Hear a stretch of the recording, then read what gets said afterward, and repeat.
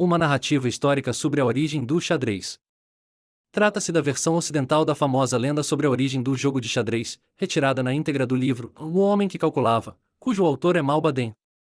A lenda é narrada ao califa de Bagdá, Al-Motassem Billah, emir dos crentes, por Beremis Samir, o homem que calculava. Difícil será descobrir, dada a incerteza dos documentos antigos, a época precisa em que viveu e reinou na Índia um príncipe chamado Yadava, senhor da província de Taligana.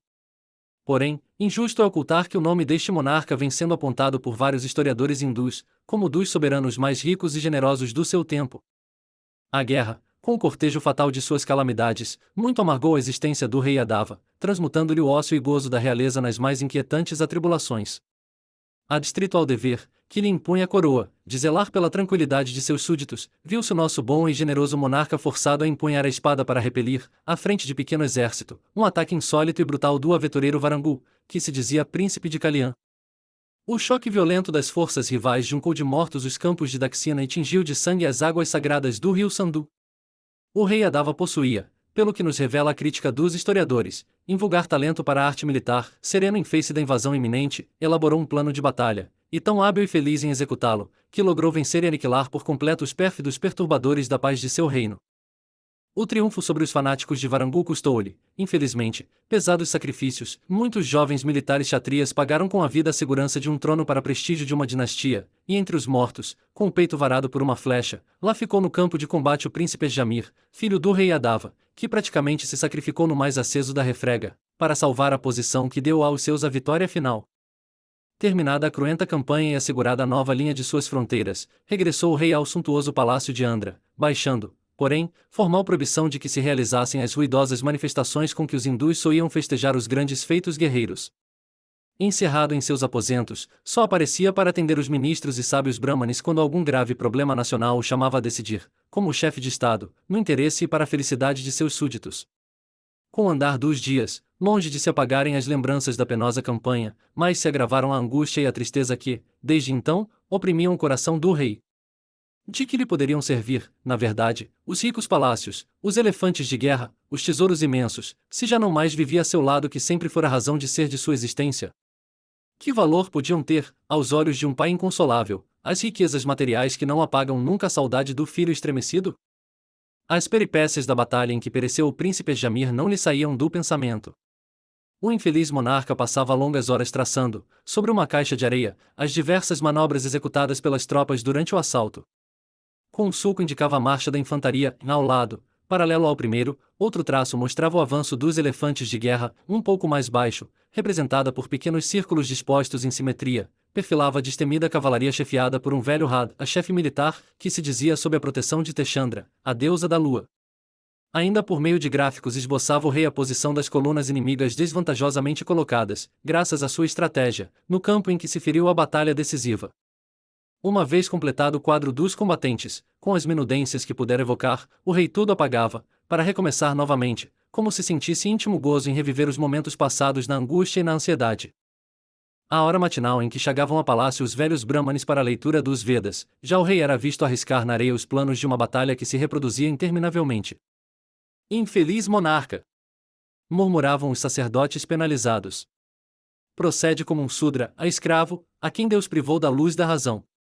Só Dhanotara, deusa poderosa e clemente, poderá salvá-lo. E os brahmanes erguiam preces, queimavam raízes aromáticas, implorando a eterna zeladora dos enfermos que amparasse o soberano de Taligana. Um dia, afinal, foi o rei informado de que um moço brahmane, podre e modesto, solicitava uma audiência que vinha pleiteando havia já algum tempo. Como estivesse, no momento, com boa disposição de ânimo, mandou o rei que trouxessem o desconhecido à sua presença. Conduzido à grande sala do trono, foi o brahmane interpelado, conforme as exigências da praxe, por um dos vizires do rei. Quem és, de onde vens e que desejas daquele que, pela vontade de Vishnu, o segundo membro da trindade bramânica, é rei senhor de Taligana? Meu nome, respondeu o jovem brahmane, é Laur Sessa e venho da aldeia de Namir, que 30 dias de marcha separam desta bela cidade. Ao recanto em que eu vivia chegou a notícia de que nosso bondoso rei arrastava os dias em meio de profunda tristeza, amargurado pela ausência de um filho que a guerra viera roubar-lhe. Grande mal será para o país, pensei, se o nosso dedicado soberano se enclausurar, como um brahmane cego, dentro de sua própria dor. Deliberei, pois, inventar um jogo que pudesse distraí-lo e abrir em seu coração as portas de novas alegrias. É esse, o desvalioso presente que desejo, neste momento, oferecer ao nosso rei Yadava. Como todos os grandes príncipes citados nesta ou naquela página da história, tinha o soberano hindu o grave defeito de ser excessivamente curioso. Quando o informaram da prenda de que o moço Brahmani era portador, não pôde conter o desejo de vê-la e apreciá-la sem mais demora. O que Sessa trazia ao rei Yadava num grande tabuleiro quadrado, dividido em 64 quadradinhos, ou casas, iguais, e sobre esse tabuleiro colocavam-se, não arbitrariamente, duas coleções de peças que se distinguiam, uma da outra, pelas cores branca e preta, repetindo, porém, simetricamente, os engenhosos formatos e subordinados a curiosas regras que lhes permitiam movimentar-se por vários modos.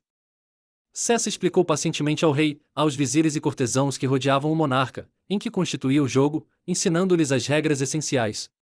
Cada um dos partidos dispõe de 8 peças pequeninas, os peões.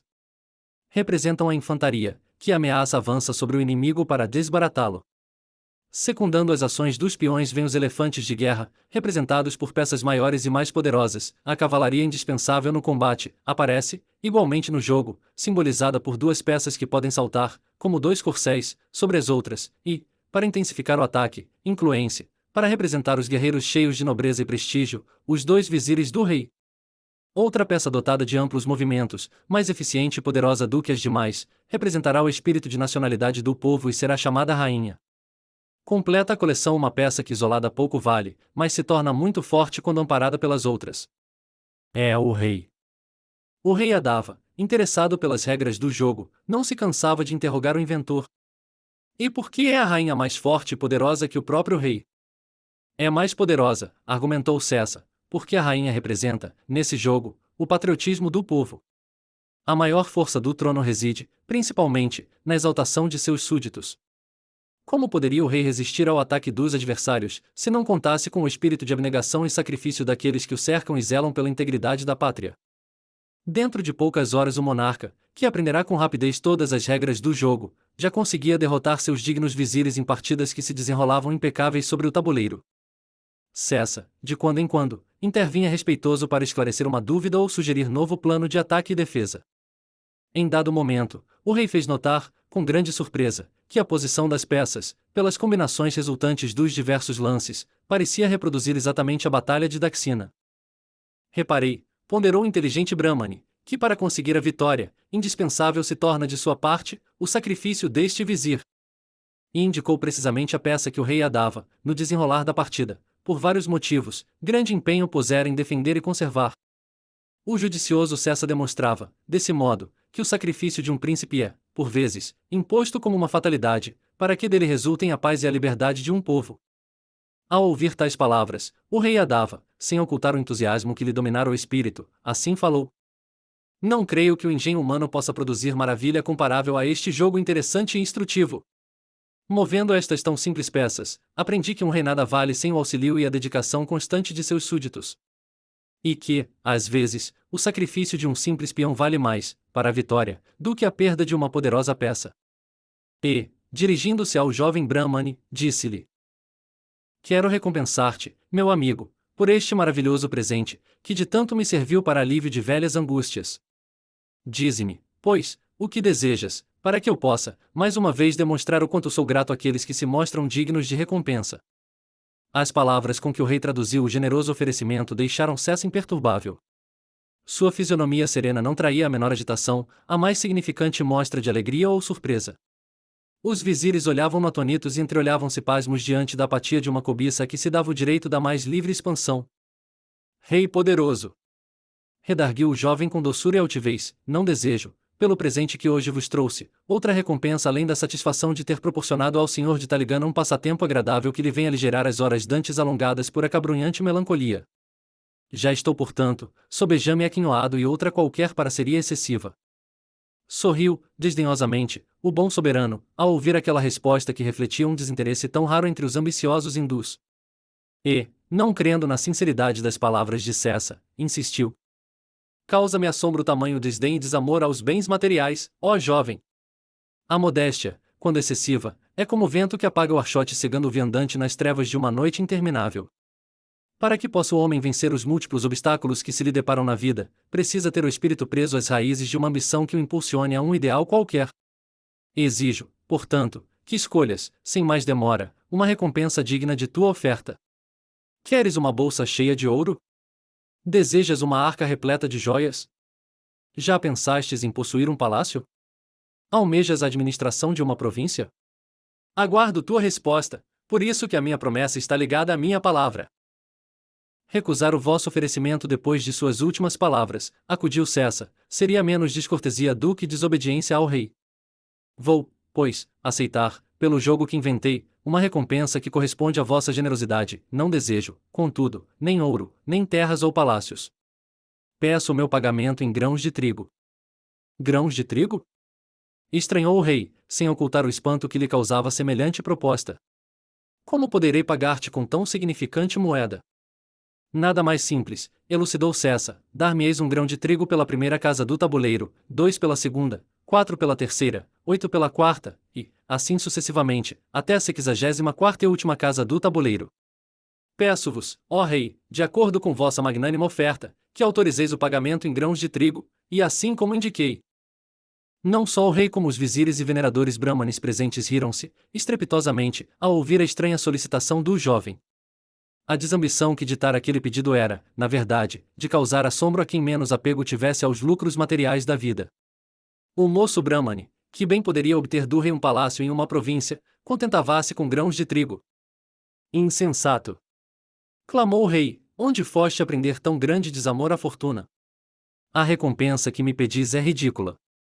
Bem sabes que há, num punhado de trigo, número incontável de grãos. Devemos compreender, portanto, que com 2 ou 3 medidas de trigo eu te pagarei folgadamente, consoante ao teu pedido, pelas 64 casas do tabuleiro. É certo, pois, que pretendes uma recompensa que mal chegará para distrair, durante alguns dias, a fome do último pária do meu reino. Enfim, visto que minha palavra foi dada, vou expedir ordens para que o pagamento se faça imediatamente, conforme o teu desejo.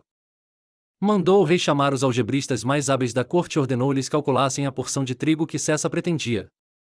Os sábios calculistas, ao cabo de algumas horas de acurados estudos, voltaram ao salão para submeter ao rei o resultado completo de seus cálculos. Perguntou-lhes o rei, interrompendo a partida que então jogava: com quantos grãos de trigo poderei, afinal, desobrigar-me da promessa que fiz ao jovem Cessa? Rei magnânimo! Declarou o mais sábio dos matemáticos. Calculamos o número de grãos de trigo que constituirá o pagamento pedido por Cessa, e obtivemos um número cuja grandeza é inconcebível para a imaginação humana.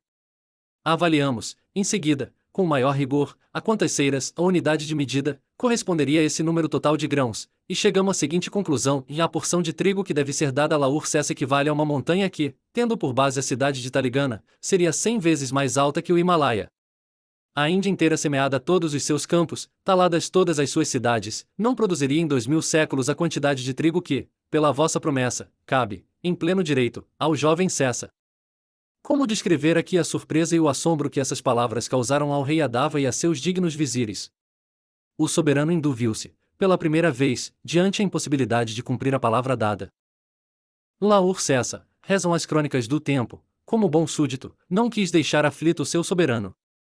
Depois de declarar publicamente que abriria a mão do pedido que fizera, dirigiu-se respeitosamente ao monarca e assim falou: meditai, ó rei, sobre a grande verdade que os brahmanes prudentes tantas vezes repetem: os homens mais avisados iludem-se, não só diante da aparência enganadora dos números, mas também com a falsa modéstia dos ambiciosos. Infeliz daquele que toma sobre os ombros o compromisso de uma dívida cuja grandeza não pode avaliar com a tábua de cálculo de sua própria argúcia. Mais avisado é o que muito pondera e pouco promete. E, após ligeira pausa, acrescentou: menos aprendemos com a ciência vã dos brahmanes do que com a experiência direta da vida e das suas lições de todo dia, a toda hora desdenhadas. O homem que mais vive, mais sujeito está às inquietações morais, mesmo que não as queira. Achar-se-á ora triste, ora alegre, hoje fervoroso, amanhã tíbio, já ativo, já preguiçoso, a compostura alternará com a leviandade. Só o verdadeiro sábio, instruído nas regras espirituais, se eleva acima dessas vicissitudes, paira por sobre todas essas alternativas. Essas inesperadas e tão sabias palavras calaram fundo no espírito do rei. Esquecido da montanha de trigo que, sem querer, prometera ao jovem Brahmane, nomeou o seu primeiro vizir. E Laur Cessa, distraindo o rei com engenhosas partidas de xadrez e orientando-o com sábios e prudentes conselhos, prestou os mais assinalados benefícios ao povo e ao país, para maior segurança do trono e maior glória de sua pátria. Encantado ficou o califa Al-Motassem quando Beremiz concluiu a história singular do jogo de xadrez. Chamou o chefe de seus escribas e determinou que a lenda de Cessa fosse escrita em folhas especiais de algodão e conservada em valioso cofre de prata. Assim termina a lenda da origem do xadrez, onde a dor de um rei foi suavizada não pela vingança, nem pela riqueza, mas pela sabedoria e engenhosidade de um homem simples. Um jogo de peças modestas sobre um tabuleiro, mas que ensina, desde suas primeiras jogadas, o valor do sacrifício, da estratégia, da paciência e, acima de tudo, do pensamento. E é por isso que o xadrez, mais que um jogo, tornou-se um espelho da vida e um legado eterno da inteligência humana.